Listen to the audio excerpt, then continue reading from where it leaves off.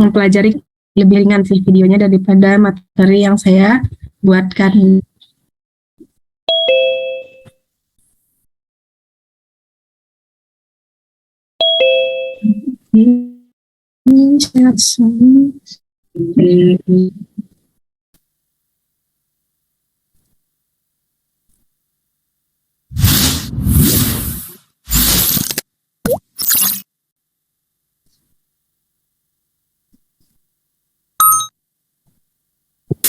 Oke, ini saya terang dulu. Ini bukan dibuat oleh BEM ya, tapi ini video skripsi mahasiswa saya, bimbingan saya, yang malah pakai logo BEM.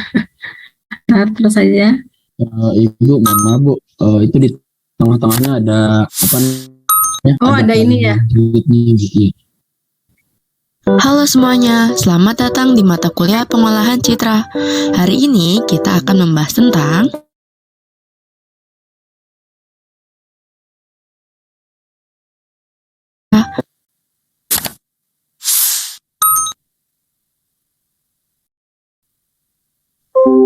Halo semuanya, selamat datang di mata kuliah pengolahan citra.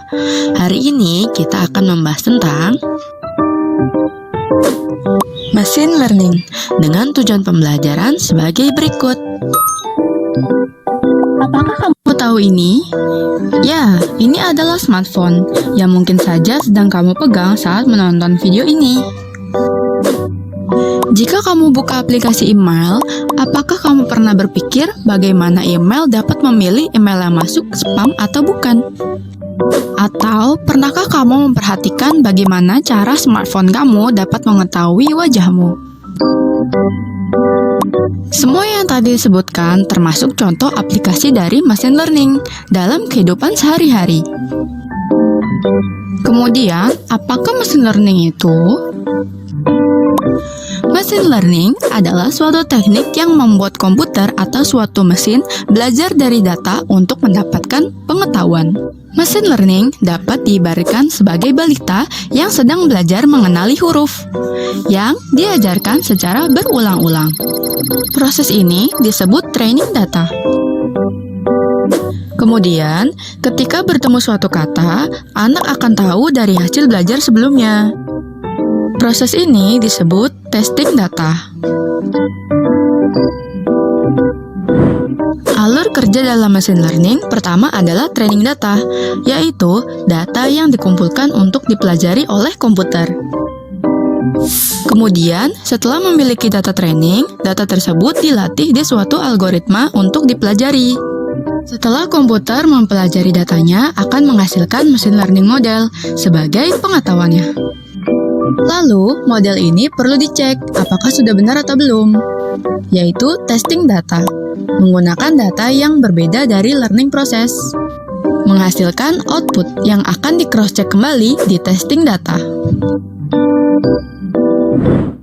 Contoh alur kerja pada kasus identifikasi email spam. Pertama, training data, yaitu menyiapkan kumpulan data email spam dan yang bukan. Kemudian, dimasukkan ke learning process menggunakan algoritma decision tree untuk mempelajari karakteristik email spam atau yang bukan secara berulang-ulang. Akan menghasilkan pengetahuan berupa decision tree model. Lalu, akan diuji pada tahap testing data menggunakan data email spam. Akan menghasilkan output. Jika hasilnya sama dengan testing data, maka bisa dikatakan berhasil. Dalam machine learning ada istilah supervised learning dapat diibaratkan saat kita di mana jika kita salah, kita akan dikoreksi oleh guru. Di dalamnya ada classification, yaitu bedakan satu objek dengan objek lainnya. Contohnya adalah membedakan email spam atau bukan. Contoh lain, face recognition, yaitu untuk membedakan wajah A dengan wajah B. Regression, yaitu sistem yang mengeluarkan nilai, biasanya dipakai untuk memprediksi. Contohnya, memprediksi usia. Udara. Kemudian ada juga istilah unsupervised learning, seperti kita belajar otodidak tanpa ada yang mengoreksi. Jadi, tidak ada yang bentuk klaster dengan suatu kemiripan fitur. Contoh, ada buah-buahan dan dipisahkan dengan fitur tertentu, lalu akan di-clustering. Kemudian, maka bisa masuk ke klaster 1 karena memiliki fitur yang mirip. Kemudian, ada juga istilah reinforcement learning, fokus kepada yang harus diambil dalam suatu situasi.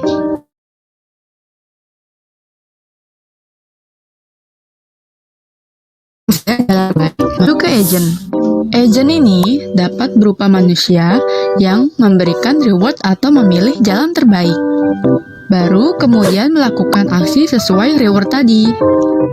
Contoh, input jeruk, kemudian jika outputnya membaca apel, maka agent akan memberikan feedback negatif. Kemudian, jika outputnya membaca jeruk, maka agent memberikan feedback positif. Proses ini diulang terus-menerus dengan data yang berbeda sampai sistem memahami.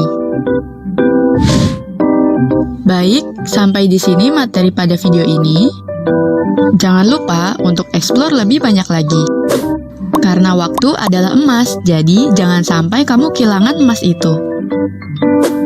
Tugas di link yang ada di deskripsi ya.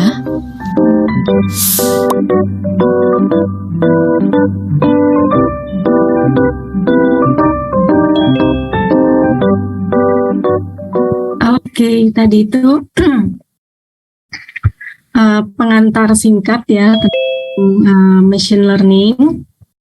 Jadi kalian tadi udah dapet istilahnya, ada yang supervised dan unsupervised learning. Oke, kemudian saya mau lanjut ke materi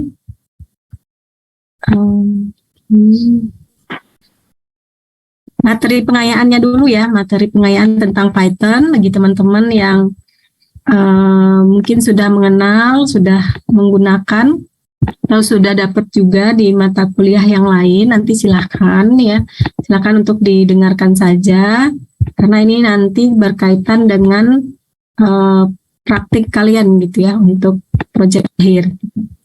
Oke, ini untuk pengenalan saja, terutama nih buat 2021 ya, karena masih baru. Terus yang pertama itu saya ingin memperkenalkan tentang Python.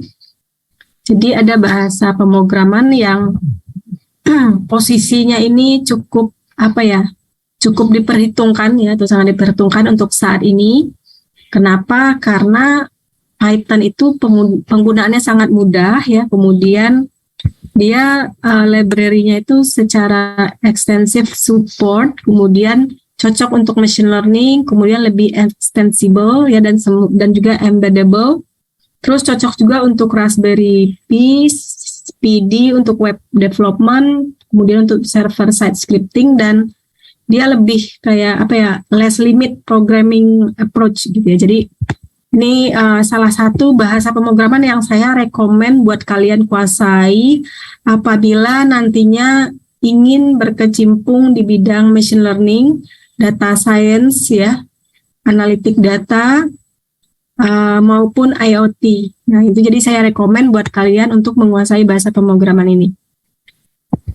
Kemudian saya lanjutkan ya, ini elegan ya, elegan, kemudian mudah digunakan ya, standar library-nya juga gede, kemudian berbasis data, tipe basis data itu tipe data itu juga jelas, kemudian dia juga berupa OP dan juga free software ya, jadi nggak perlu nih mikir license yang macam-macam gitu ya. Oke, sebentar. Nah, kemudian next setelah alasan ini kalian bisa mengenali gitu ya. Nah, ini yang tadi Python application itu bisa, kalau untuk saat ini ya saya menggunakan untuk bikin web, bikin development, kemudian menggunakan untuk education, kemudian untuk desktop GUI application, software development, dan lain-lain. Untuk games juga bisa ya, business application juga bisa, network programming, kemudian bisa juga menggunakan database access. Nah, jadi terserah kalian nanti mau, kalau udah menguasai Python itu bisa kemana aja gitu ya. Nah, tinggal nanti ditambah aja frameworknya mau kemana. Oke, next, ini versi-versinya mungkin sekarang jauh lebih bagus ya untuk Python. Kemudian untuk installnya kalian bisa pakai Anaconda, bisa pakai Jupyter juga gitu ya. Bebas ya untuk penggunaannya ya. Mau pakai Anaconda boleh, pakai Jupyter boleh, pakai Pythonnya langsung juga boleh. Kemudian pakai Google Colab juga boleh, pakai Kaggle juga boleh, terserah ya. Saya bebasin aja kalian mau pakai toolsnya apa yang sekiranya memudahkan kalian untuk programming ya. Nah ini, kemudian ini saya skip aja ya. Nah kalau ini semacam apa ya, data science project life cycle atau machine learning life cycle, ya, kalian harus tahu dulu gitu ya, define a goal gitu ya. Jadi kalian harus mengenal permasalahan yang ingin kalian selesaikan itu apa gitu ya. Itu yang harus kalian tahu dulu, karena berawal dari sini gitu ya, kalian nanti akan kebayang itu mau buat apa gitu ya. Nah, misalnya kalian punya data kayak kemarin ya saya share di kelasnya Big Data. Kalian Big Datanya nggak sama saya ya, sama dosen lain ya. Nah, saya itu share dataset mengenai grocery gitu ya. Jadi ada kayak semacam data penjualan ya, data transaksi dari suatu retail online atau suatu marketplace ya, tentang apa, pasar grocery ya kalau kayak kita di Indonesia ya, kayak Happy Press gitu-gitu ya dan semacamnya. Nah kira-kira data itu saya kasih lempeng aja gitu ya, nggak ada petunjuk apa-apa. Nah maka kalian harus mendefinisikan sendiri goalsnya kalian itu apa gitu ya, tujuan itu yang akan kalian kerjakan itu apa gitu ya, apa problemnya, sehingga kalian harus solve permasalahan tersebut gitu ya. Nah kemudian setelah kalian tahu gitu ya tujuan yang ingin kalian capai, baru kalian cari gitu ya, what information do I need gitu ya. Jadi kalian bisa nanti lanjutkan dengan collect and manage data. Jadi kayak di data itu kan udah ada ribuan baris gitu ya, terus ada beberapa puluh kolom gitu ya. Nah kira-kira kalian bisa sih mecahnya mana sih yang kalian butuhkan informasinya. Oke, saya mau nyari data tentang frekuen ya, barang yang paling sering dibeli gitu ya, biar saya bisa memutuskan untuk menambah stoknya yang lebih banyak mana, maka dan stok yang saya harus kurangi apa gitu ya. Nah maka kalian akan mencari hasil ataupun jumlah ataupun sum dari penjualan barang tersebut ya, pakai rumus sum aja, itu yang simple gitu ya. Nah kalian akan lakukan itu secara memisahkan datanya, kemudian mempersiapkan data tersebut gitu ya.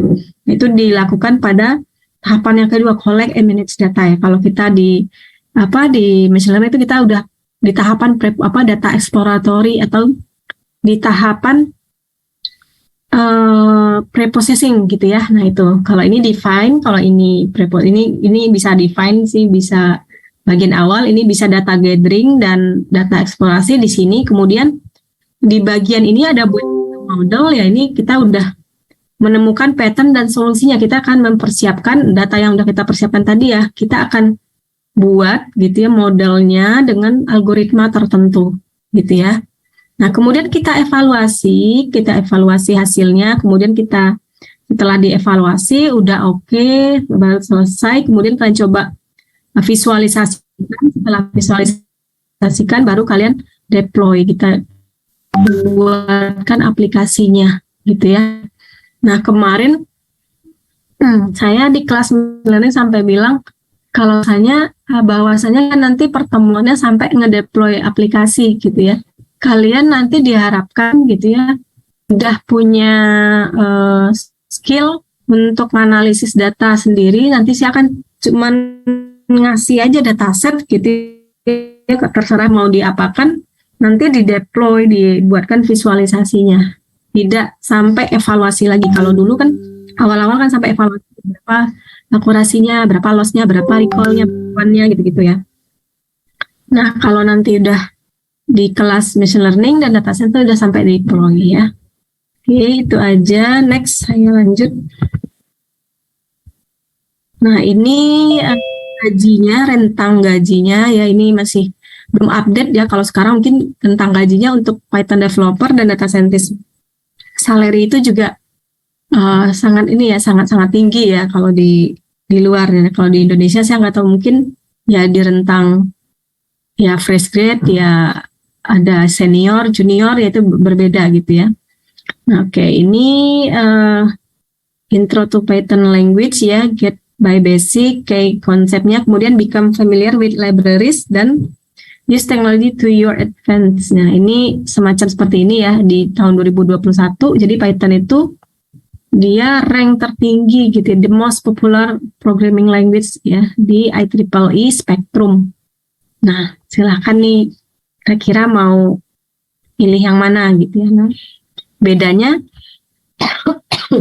mohon maaf nih, saya habis akreditasi kemarin, itu flu berat gitu ya, flu Pak Ali juga kena gitu ya, Pak Lipur. Nah itu apa namanya, Pak Lipur itu kena COVID gitu ya kalau nggak salah saya. Nah kalau saya sih saya nggak ngecek gitu ya, saya memang flu tapi saya nggak ngecek, saya ini menghindari ngecek gitu ya, saya minum obat aja. Jadi kalian hati-hati ya sekarang bepergian karena kayaknya udah mulai ini lagi ya, musim hujan sih. Saya mudah-mudahan sih nggak COVID ya, cuman flu biasa gitu ya.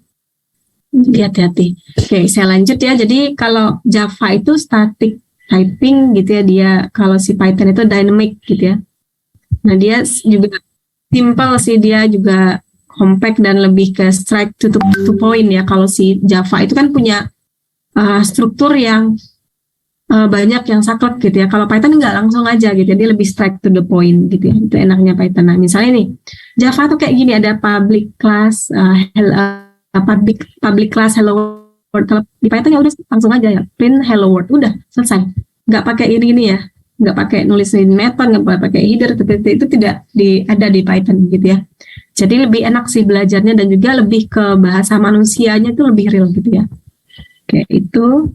Kemudian ini juga sama, di Python itu lebih simple sekali untuk pengandaian, pengkondisian kalau ini ya. Kemudian ini untuk numbering dan ya kayak biasalah basic data type-nya gitu ya. Ya ada float gitu ya, ada integer, ada karakter, ada segala macam itu, ada boolean, nah segala macam. Kemudian ada basic arithmetic-nya ya, sama addition, subtraction, multiplication, division dan lain-lain, itu sama ya. Jadi nanti kalian bisa baca aja untuk teori pengantar Python-nya ada di W3 School ya, itu lengkap banget di sana penjelasannya. Kemudian ini variabel ya, variabelnya juga sama dengan bahasa pemrograman lain ya.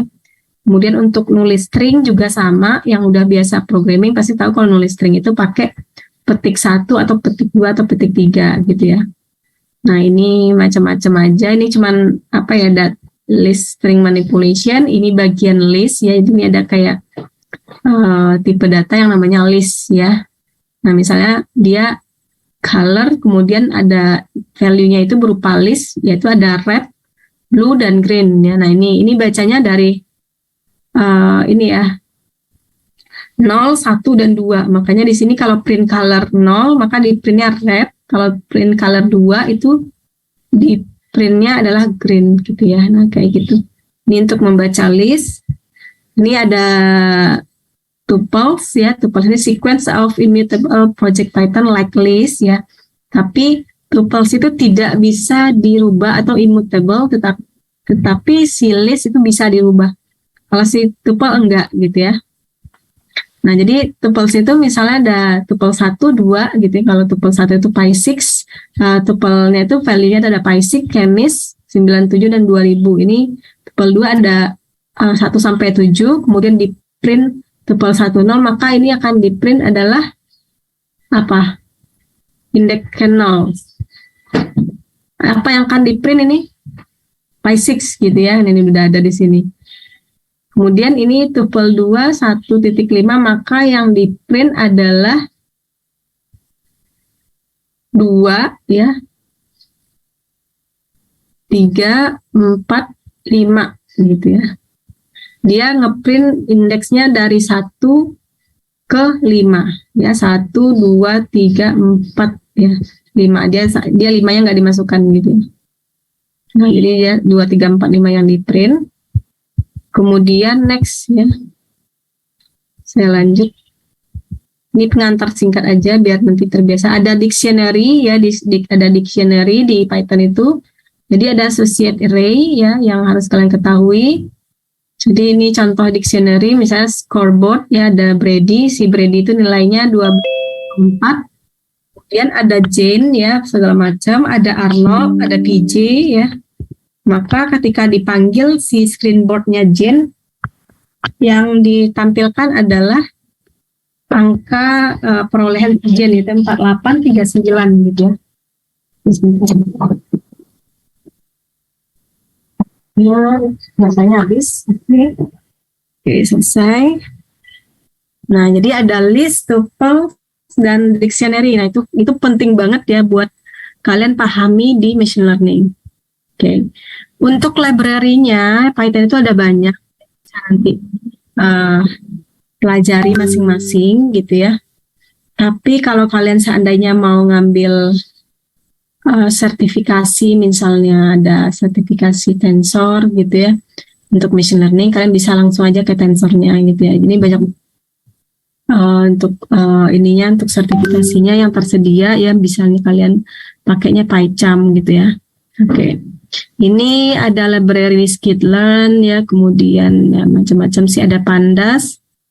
Kemudian nah ini sama sih jaringan apa, kayak kalau kalian lakukan apa ya, untuk analisis data gitu ya, untuk nantinya misalnya kayak image classification, karena itu berkaitan dengan materi kita di di pengolahan citra ya, kalian harus lakukan setup environment dulu, kemudian create dataset, terus get dataset, kemudian preparation data ya, kalian harus make sure dulu datanya itu clean atau lakukan preprocessing gitu ya, kemudian cek datanya, noise-nya segala macam.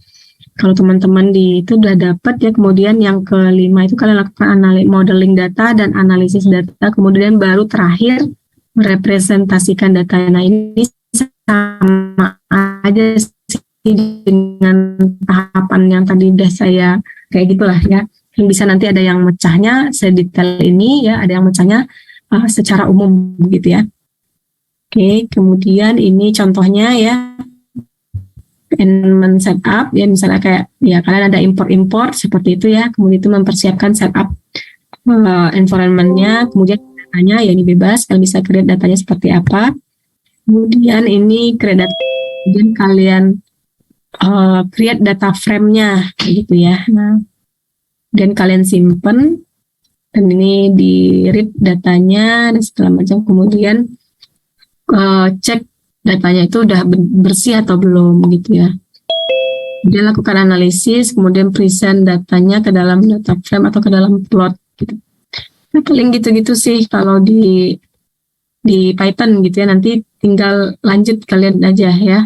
Nah ini contohnya nih untuk Jupyter ya, kalian mau pakai Jupyter silahkan, tampilannya seperti ini.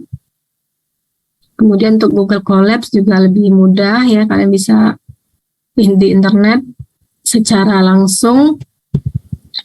Kemudian ini ya kayak creating foldernya, kalian nanti akan directory penyimpanan itu terletak di Google Drive. Kemudian ini ada kayak more collaboratory, kayaknya belum terinstall di Google Drive kalian ya. Kemudian nanti ada kayak settingnya ya, kalian butuh GPU atau hardware accelerator. Nah, maka kalian akan cek di edit notebook setting runtime ya, kemudian change type ya, select GPU atau hardware accelerator. Nanti ini bisa kalian lakukan kalau ingin cepat ya, ingin bagus itu pakai GPU ya. Kemudian ini bedanya hardware accelerator, kalau CPU itu dia small model untuk small dataset, useful design space exploratory ya. Nah jadi dia untuk kayak model-model yang kecil, dataset yang kecil, kemudian untuk exploratory aja itu cukup di CPU. Tapi kalau sudah menganalisis gambar, video, kemudian application yang berat seperti CUDA dan OpenCI, ya OpenCL, kemudian medium to large model dataset, ya maka kalian disarankan untuk mengaktifkan GPU-nya, ya. Kalau berupa teks itu aja, ya.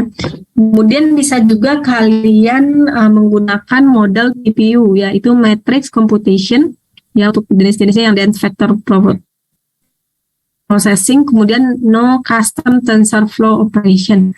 Jadi ini ada 3 hardware accelerator yang bisa kalian gunakan saat melakukan analisis data gitu ya. Oke, kemudian nih tampilan Google Colab ya.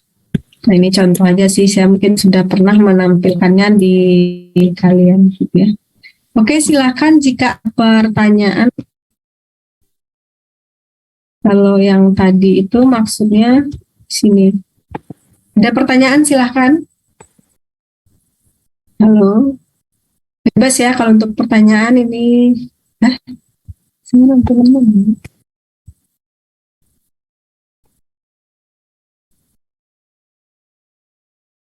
Ada pertanyaan? Silakan kalau ada pertanyaan. Nah ini Google Colab, tapi saya mau ganti yang akun saya aja. Nah misalnya kan tadi ada kayak ini ada car defect ya, saya pernah analisis analisis kendaraan. Nah saya itu punya ide gitu ya, kita kayak ngedeteksi akan bodi mobil. Jadi pas kayak di CCTV-nya palang pintu parkir itu langsung kedetek ini kendaraannya pecah, ini kendaraannya oke, ini enggak gitu. Saya pingin bikin gitu. Kalau ada yang bersedia ikut gabung di risetnya nanti boleh hubungi saya. Ini udah saya bikin sih, tapi ada yang nggak jalan gitu, nggak jalan skripnya ini. Nah kalau ada yang tertarik dengan riset ini, saya open riset ya. Nah ini ada car body defect ya, siapa yang tertarik nanti hubungi saya ya. Saya juga sudah sediakan untuk Google Colab-nya yang pro. Ini gitu aja, ini contohnya aja. Nah, saya untuk tes tadi itu yang netbook setting tadi itu ada di edit netbook setting, saya pakai GPU ya. Atau ini yang premium, saya juga ada yang premiumnya ya. Nah, high prime gitu. Kayak gitu, karena saya udah beli ya. Kadang juga pakai Jupyter juga seru, gitu, tidak membebani memori kita tidak membebani bandwidth, tetapi terkadang ada yang saya butuh harus pakai yang pro gitu ya, biar lebih cepat. Oke, silakan jika ingin bertanya atau saya kecepatan untuk ini.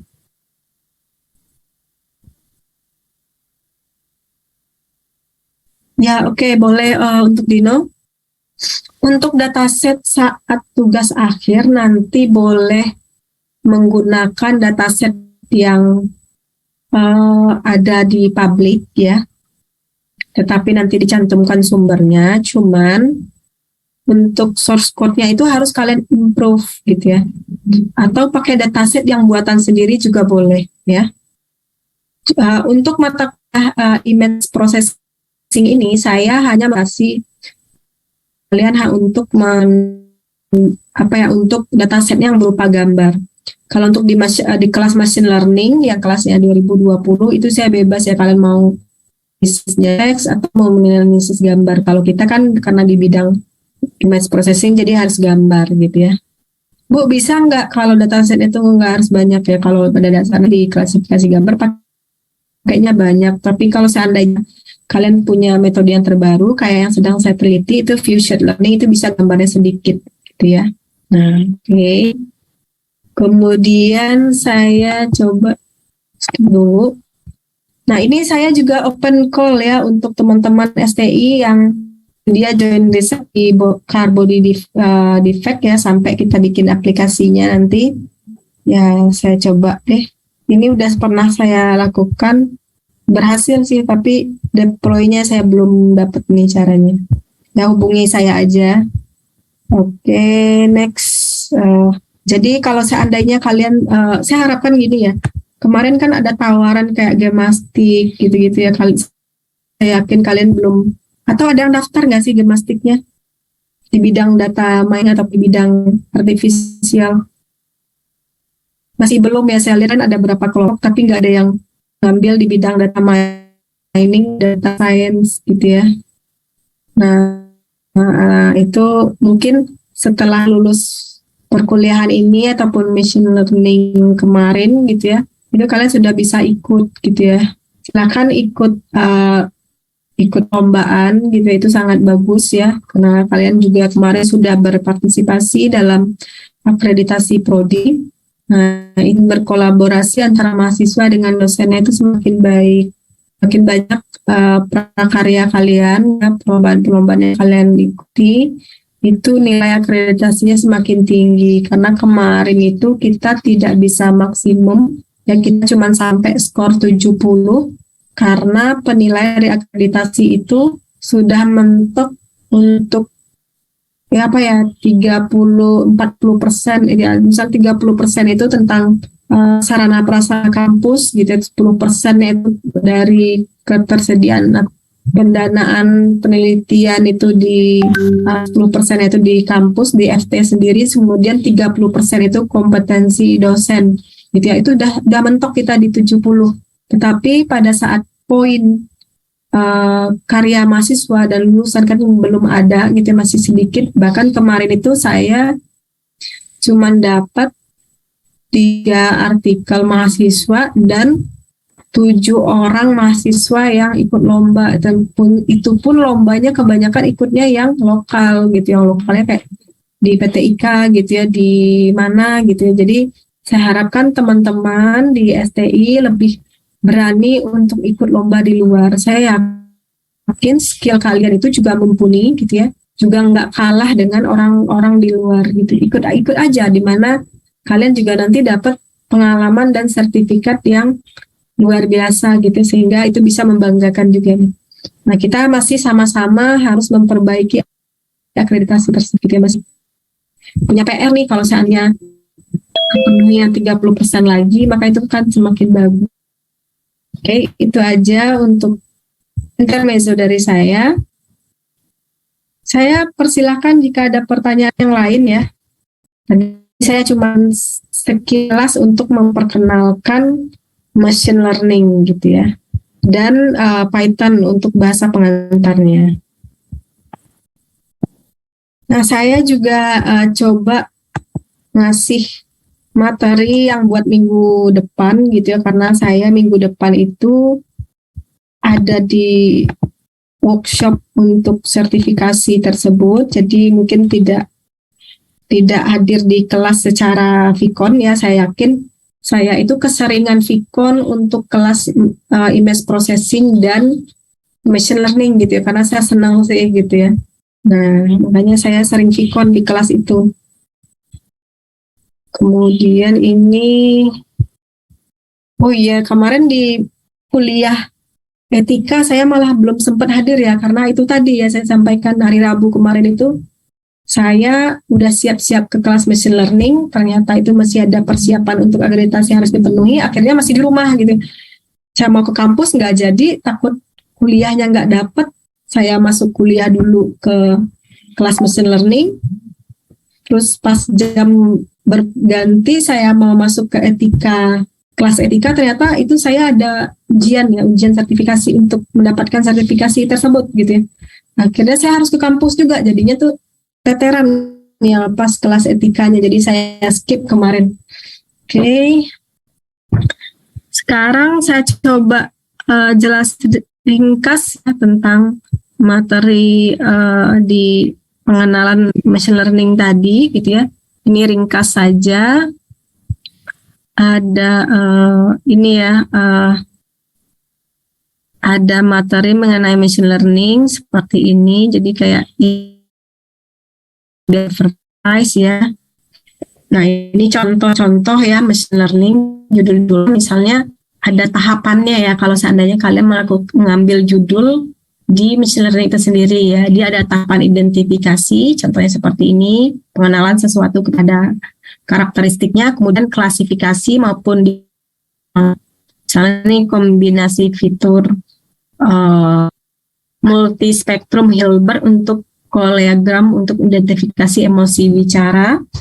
Ini kelasnya diagnostik, itu menentukan suatu masalah berdasarkan karakteristik gejala, misalnya seperti ini. Kemudian ini hierarki ataupun klasifikasi. Ini misalnya klasifikasi pola kain tenun Melayu menggunakan Faster RCNN. Kemudian prediksi yaitu perkiraan sesuatu yang paling mungkin terjadi berdasarkan karakteristik informasi yang dimiliki gitu ya. Nah, kemudian yang paling tinggi itu adalah ini ya, antara prediksi dan preskripsi. Kalau prediksi itu udah termasuk tinggi ya, prediksi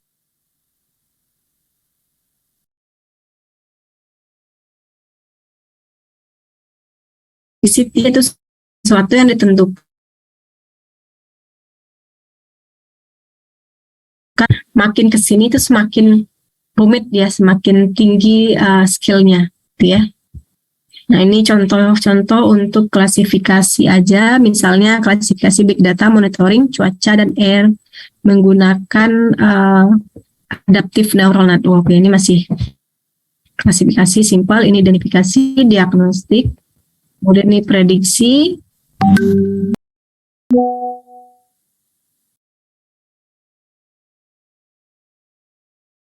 algoritma gitu ya. Nah, jadi algoritma itu adalah sebuah komputer program ya, is said to learn from experience pengalaman-pengalaman, dan dibahkan sejumlah taks ya, kemudian diukur untuk menggunakan sebuah performa yang terukur ya, sehingga dapat membuktikan bahwasanya si experience itu benar gitu ya. Jadi ini nggak barangan ya algoritmanya gitu. Jadi harus diolah dulu ya dengan sejumlah taks gitu ya. Kemudian beberapa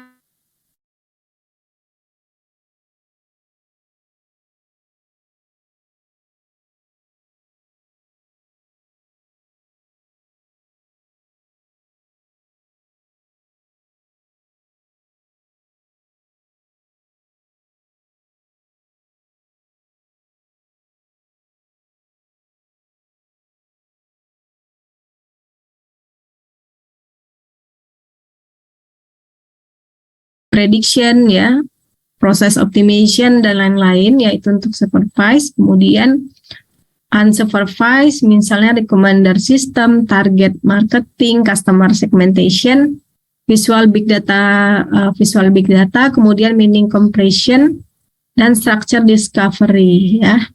Ini bebas juga, ini juga untuk reinforcement learning, dari real time decision, game AI, learning task, skill acquisition, dan robot navigation.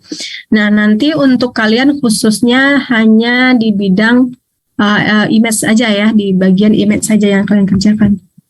Nah, ini task-tasknya dan algoritma-algoritmanya kalian bisa lihat di sini.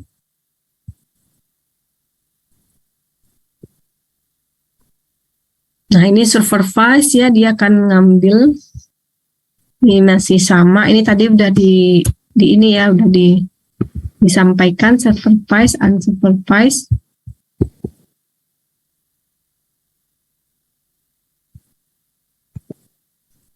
Ini saya skip aja sih, tadi udah jelas banget penjelasannya.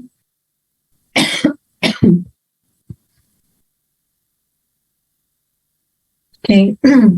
Ada pertanyaan untuk ke machine learning-nya? Ada pertanyaan? Silahkan yang bertanya di kolom chat ya jika malu gitu ya. Atau saya menerang terlalu cepat jadi tidak ada yang paham gitu. Nanti saya ini loh keenakan loh nggak ditanya gitu ya. Saya nanti kasih tugas kaliannya bingung gitu. Tadi apa ya gitu yang disampaikan gitu. Oke. Oh, eh, belum saya screenshot ya tadi ya, belum saya record ya.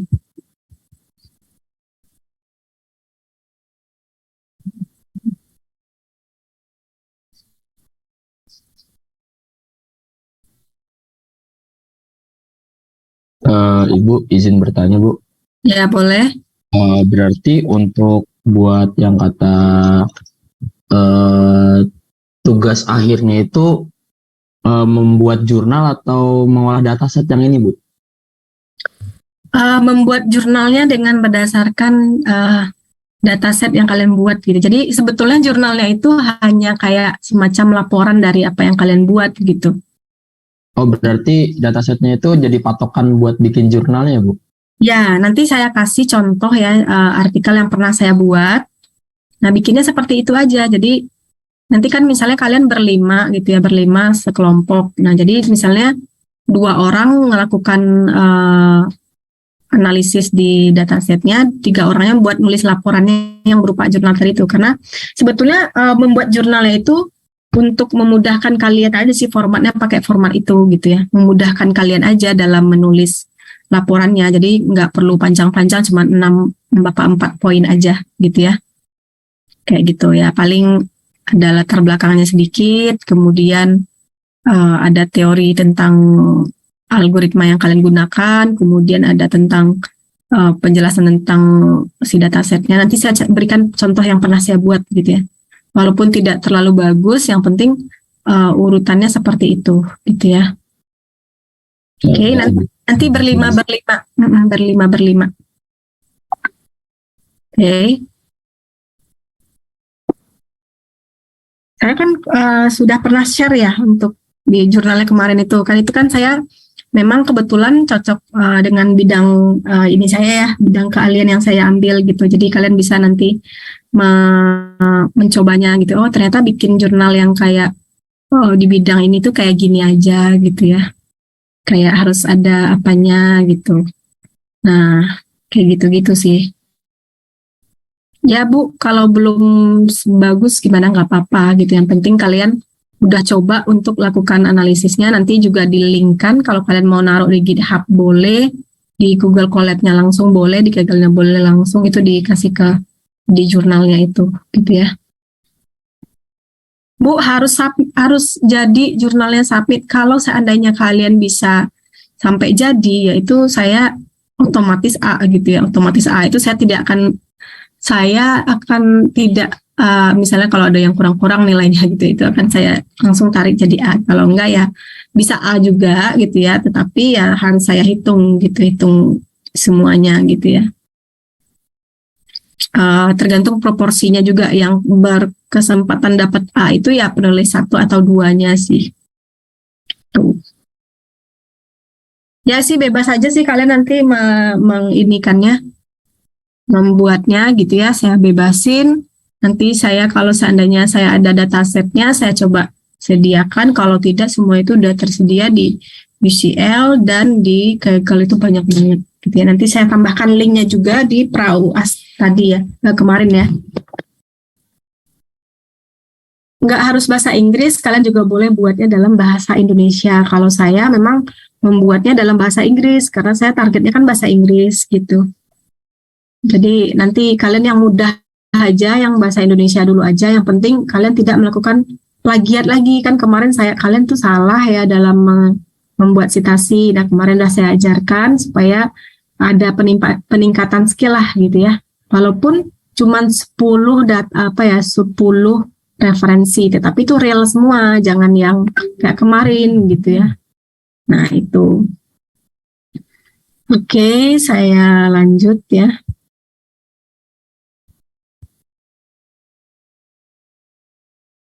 Ya, ini materi minggu depan sih, atau minggu depannya nggak usah dulu aja ya. Soalnya ini udah banyak juga saya sampaikan ke kalian. Ini materinya tentang computer vision ya, saya sampaikan ringkas saja. Supaya minggu depan itu tinggal ngerjain tugas saja ya. Kan udah pertemuan 12, 13, 14, 15, 16, tinggal 4 minggu lagi. Gak nyangka ya udah 1 bulan aja. Hmm, besok, bentar ya, saya ini dulu. Saya besok itu kita audit prodi STI ya, tapi saya harus ngambil ini ya, ngambil surat ya di kampus. Saya mau ke kampus. Bentar, saya untuk kepastian kelas besok saya coba pastikan dulu ke Mas ini ya. Yang surat saya udah jadi belum? Kalau belum besok saya ke kampus.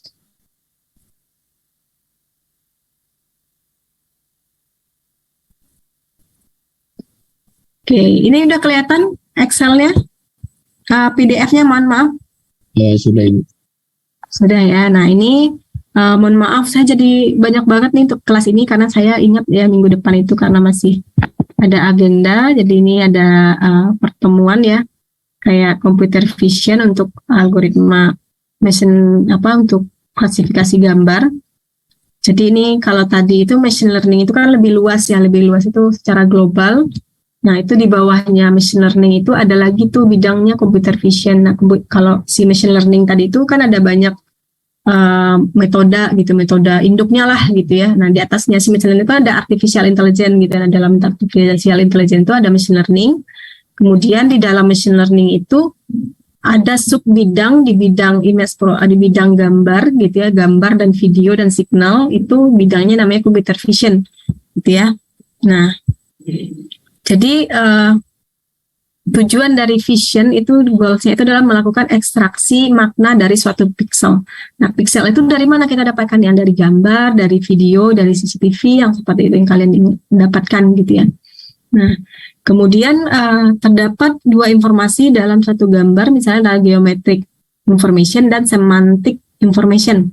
Misalnya di sini ya, ini geometric. Geometric itu misalnya kalian bisa memetakan letak atau posisi suatu ataupun pola dari suatu gambar gitu. Kalau seandainya yang semantik itu kalian bisa mendapatkan jenisnya. Ini jenisnya apa nih, gambarnya ini pohon gitu ya, bentuknya ini bangunan, ini pintu, ini jendela, ini mobil gitu ya.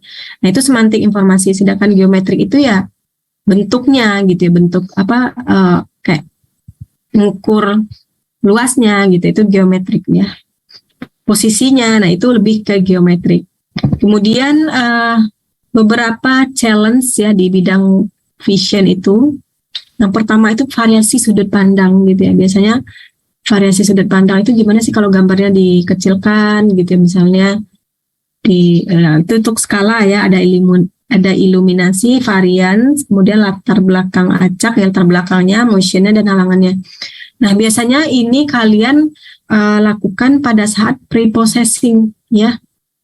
Ada kayak istilah itu data augmentation ya, untuk proses pengenalan gambar. Apakah kalian lakukan rotate, apakah kalian miringkan, apakah kalian putar gambarnya gitu, kalian lakukan zoom in dan zoom out ya. Kemudian kalian tambah latar belakang dan kemudian kalian tambah gambarnya lebih beragam gitu ya. Kemudian ada pergerakannya atau halangannya kah gitu. Nah, itu kalian lakukan untuk solve problem di bidang yang challenge-nya ini, tantangan di ini tuh di bagian data augmentation pada saat melakukan image klasifikasi ataupun deteksi gambar ya. Kemudian ini ada fundamental of vision. Jadi secara fundamental kamera itu ada kedalaman, kemudian ada bidang pandang, ada lensa gitu ya. Jadi ini ada semacam ini ada cahaya gitu ya, kemudian ini ada optik atau mata kita, kemudian ada exposure, kemudian sensor properties. Nah, dia ini ada surface shape of orientation gitu ya.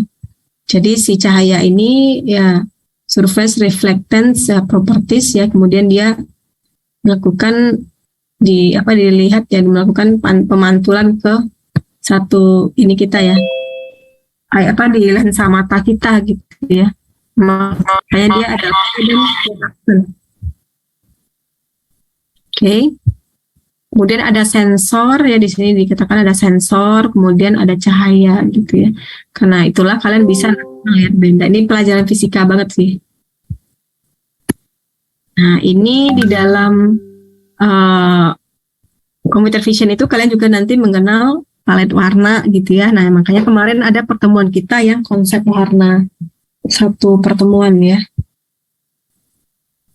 Nah, oke, kemudian ada low level vision ya, ini ada linear filtering, ada edge detection. Beberapa minggu lalu juga sudah lengkap kita bahas ya. Kemudian ada low level lagi, masih ada nih Harris Corner Detection ya. Jadi ada rumus lagi, itu ada Harris Corner Detection, aplikasinya untuk 3D reconstruction, image alignment, robot navigation, motion tracking, dan retrieval. Nah, ini yang image alignment, kalau ini yang lens square fitting, kemudian image alignment. Nah, ini beberapa kaitan ya, connection si computer vision kepada disiplin lain ya, misalnya ke artificial intelligence, ke machine learning, ada cognitive science, neuroscience ya, kemudian ada image processing, ada computer graphic, ada robotik gitu ya. Oh iya, saya ingin juga nih ngasih tahu kalian, ada juga bidangnya di computer vision, ada bidang tersendiri yang khusus di urban data science ya. Urban data science itu dia kayak data science buat kondisi urban itu kayak mapping gitu ya. Jadi datasetnya itu berupa map gitu. Jadi banyak juga diminta di bidang pekerjaan sekarang. Nah, kemarin saya coba ikut ya di beberapa pelatihan, karena saya jujur, saya untuk saat ini ya, saya tidak maruk gitu ya ngambil semua bidang di data science itu atau di machine learning itu, karena sangat luas juga gitu ya, sangat luas juga bidangnya. Makanya saya bebaskan kalian mau ngambil apa aja gitu ya. Nah, itu kayak geo-access juga ada di sini. Kalau kalian mau ikut ya, coba saya share aja. Saya ikut nanti tanggal 18 dan 11 ya. Nah, wah ini apalagi nih Bu Irma nge-share lagi gitu ya. Karena saya merasa kalian harus tahu gitu ya, dan juga tidak hanya mengharapkan materi itu misalnya dari saya, dari Bu Murin, dari Pak Ali, ataupun Pak Lipur gitu ya, yang kadang juga waktunya itu sedikit terbatas gitu ya, padahal di dunia luar itu sudah sangat-sangat jauh melangkahnya, sudah sangat jauh untuk belajar ya. Saya ini share aja ke kalian sebentar, saya ambil akses ya. Kalau kalian tertarik yang di bidang, tapi berbayar sih ini. Ya nanti saya share aja, ya untuk ininya, cari aja geo access ya, itu pemanfaatan Google Earth ya untuk iklim ya. Saya penasaran aja nanti ada nggak ya bidang saya bisa dikombinasi, tapi saya belum terlalu jauh sih belajar tentang mapnya gitu ya, karena saya ngambilnya itu masih yang image dan teks aja. Oke. Dan next ada error. Oke, saya ini dulu.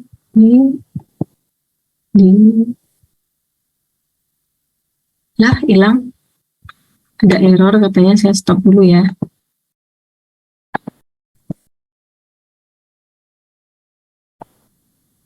Oke, yang tertarik ya nanti silahkan. Kita bisa belajar bareng gitu ya, belajar bersama gitu. Nah, ininya hilang. Slide-nya.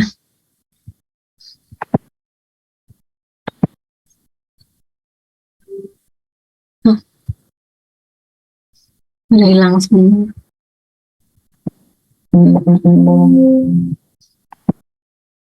Ya.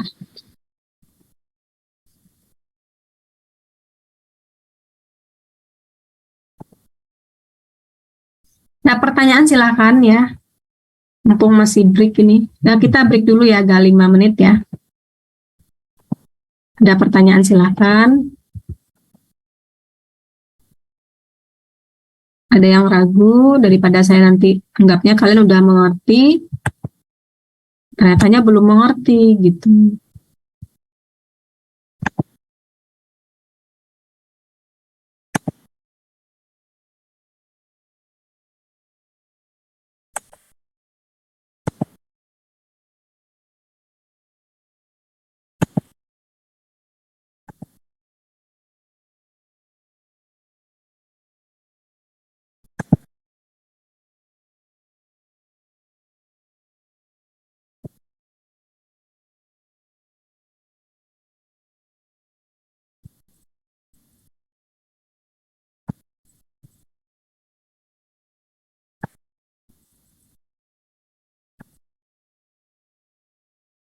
Ini bisa saya share.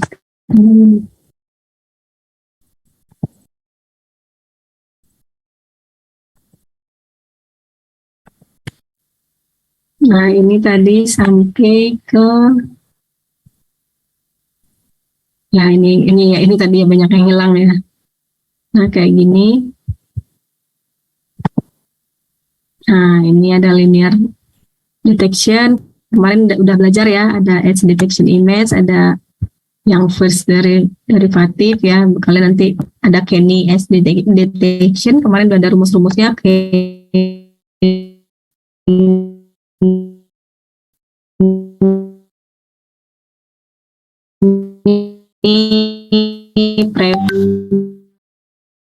Macam ya. Kemudian pakai rumus least square fitting. Nah, tapi tenang aja, kalian kan penting ngerti rumus ya, bisa ngebaca rumusnya. Nanti kan pakai solver ya, pakai pemrograman. Nah, ini yang image alignment tadi, cara hitungnya, ini rumusnya. Kemudian yang tadi ya, ini nih, puncak kita itu adalah ke neural network for image ya. Ini kemarin sudah ada di video juga, saya jelaskan.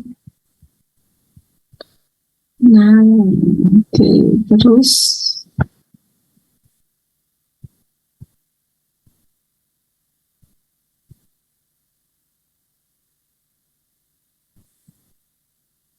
kemudian ini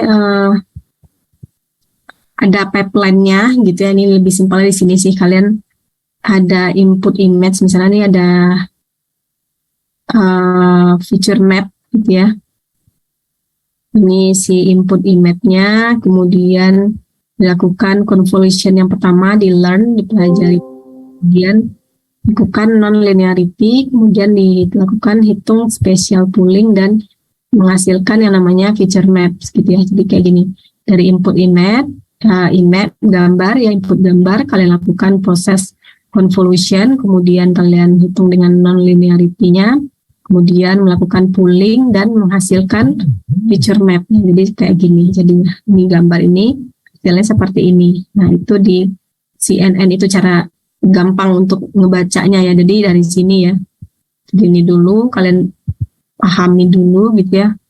Nah, oh ya, ini dari gambarnya, kemudian jadi fully connected layer, itu bagian apanya segala macam gitu. Ini ada image, kemudian image itu kita pelajari tentang weight-nya, kemudian menghasilkan si feature map tadi, atau secara gamblang itu digambarkan dengan model tadi gitu ya di sini.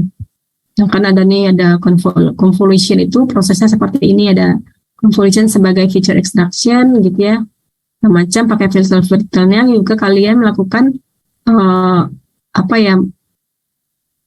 untuk melakukan convolution demo gitu ya, kayak ngitung-ngitung si pixel-pixelnya itu pakai rumus-rumus yang sudah pernah kita pelajari itu gitu ya. Tapi secara simpel nanti bisa digambarkannya seperti ini gitu ya. Nah, di hasilnya itu berupa feature map. Nggak bisa membaca. Nah, kemudian dilanjutkan kembali gitu ya, kalau seandainya ini di bagian rumusnya pakai ReLU, kemudian ini ada Lick ReLU, kemudian ada Max ReLU gitu ya. Nah, ini rumusannya. Nah, kalau seandainya kalian mau berlayer-layer, maka ini bisa dilakukan sampai 3 kali. Nah, kalau udah layernya itu udah lebih dari 1 kali, maka itu udah masuk ke deep learning ya. Nah, seperti itu. Nah, misalnya ini ada gambar gitu, kemudian kita lakukan convolution yang pertama. Setelah itu kalian tambahkan lagi nih, melakukan polling 1, kemudian coba lagi karena masih belum pas gitu ya, kalian lakukan lagi convolution, kalian pooling lagi, kemudian menghasilkan fully connected dan fully connected, serta menghasilkan output ya. Kalau ini berarti ada 2 layer ya, 2 layer, kalian 2 kali pooling, 2 kali ke convolution. Nah, itu hasilnya itu juga disebut softmax. Ya, ada yang nyebutnya prediction, ada yang nyebutnya juga si softmax gitu ya. Nah, semacam ini, atau mungkin ada yang ada yang pernah mempelajari convolution ya, computer vision. Nah, ini di computer vision itu juga ada kayak model-modelnya ya. Computer vision itu ada yang neo-cognition, kemudian ada yang LeNet 5 gitu. Jadi macam-macam juga, ada ImageNet. Nah, kemudian di arsitektur ya, ini arsitektur untuk computer vision itu ada ImageNet ya, kemudian ada VGGNet, ada ResNet, ada DenseNet ya, sampai sekarang 2022 itu udah ada namanya MASNet ya. MASNet, nah itu yang paling bagus, yang paling baru gitu ya. Nah, ini nanti tugasnya kayak gini aja sih, PGG itu apa, cuman penjelasan aja yang saya cari, minta ya untuk minggu depan. Nah, kemudian nih arsitekturnya ya. Nah, ini berapa nih? AlexNet 1, 2, 3, dia 3 kali. PGG 1, 2, 3, 4, 5. Kalau VGG 19 1, 2, 3, 4, 5 juga ya. Kayak gitu.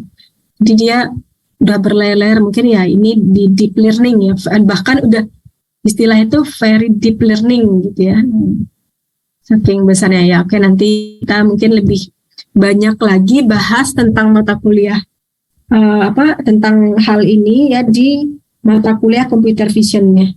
Nanti ada sih setelah machine learning ada satu mata kuliah lagi computer vision. Nah, itu kita khusus mempelajari tentang computer vision dan deep learning. Kalau sekarang kan masih masih pengenalan. Nah, ini nih. Ada AlexNet, ada BN AlexNet, ada GoogleNet, ResNet, ResNet 1, ResNet 152, Inception 4, Inception 3 gitu ya. Macam-macam, makanya ini nanti ada waktunya kita pelajari lebih lanjut ya. Ini generasi-generasinya. Ini untuk studi kasus recognition, ini klasifikasi, ini segmentation, no object, just pixel, kemudian classification dan localization, object detection. Kalau object detection itu dia kayak lebih multiple object ya. Kalau klasifikasi single object, kalau segmentation, segmentation itu dia bisa memisahkan antara si objek dengan latar belakangnya gitu ya. Kemudian klasifikasi localization juga dia menggunakan single. Kalau untuk multiple object ya instant segmentation, jadi dia akan memetakan objeknya jadi lebih mengenali objek itu jadi banyak. Ya. Ini contoh pengantar saja ya.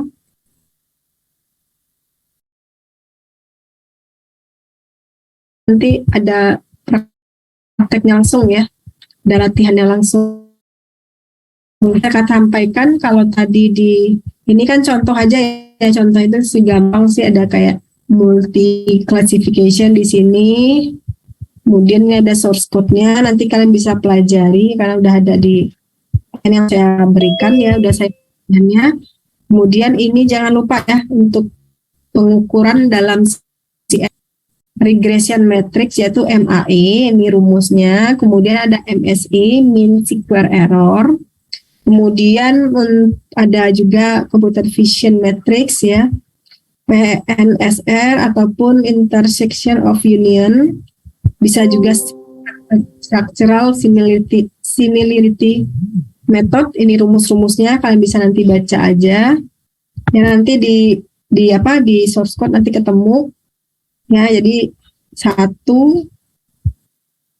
nah, ini ada classification matrix ya, akurasi. Ini yang paling dasar itu untuk measurement dari si CNN itu, yaitu adalah classification matrix ya, ada precision, ada recall, ada akurasi, ada F1 ya, F1 score ya. Ini rumusnya ini paling simple. Ya, kalau mau lebih bagus lagi, lebih yakin dengan algoritma yang kalian buat, lakukan regression matrix ya, MSE, MAE dan seterusnya ya. Ini rumus-rumusnya. Oke, itu nanti akan ketemu di contoh ya. Akan di scripting seperti ini nanti ketemu ya. Nah, kalau ini dia detektor dulu aja ya, karena dia object detection. Oke, itu aja dulu dari saya. Nanti silakan lanjut berlatih ya untuk minggu depan. Ada pertanyaan? Saya tidak bisa menjelaskannya secara detail ya karena sangat banyak gitu ya. Nanti pas praktek akan lebih kelihatan. Nah, untuk praktiknya kalian bisa ambil di Kaggle ya. Kalau yang udah tahu, silakan. Bisa juga di UCL.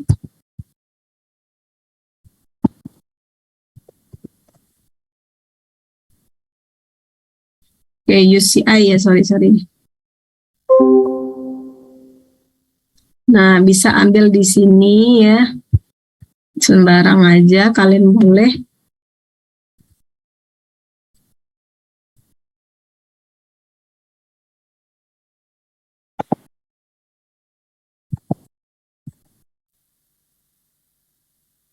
Nah, di Kaggle ini ada banyak dataset ya, ada banyak kompetisi. Nah, ini di kompetisi kalau seandainya kalian punya tim gitu ya, nggak harus ikut yang dalam negeri, luar negeri pun boleh. Ini malah hasilnya ada uangnya gitu ya. Ikutnya gratis, dapat hasilnya itu dolar gitu ya. Kalau kalian senang-senang ya, kalau di Kaggle itu enaknya itu dia ada kompetisinya. Nah, ini juga di UCI Machine Learning Repository, kalian bisa download dataset apapun yang kalian inginkan gitu ya. Oke, ini untuk pengenalan aja, mau ngambil datasetnya gimana. Ada pertanyaan? Jika tidak ada, saya izin ya untuk mencukupkan kelasnya karena saya mau pergi melayat sebentar ya, ada yang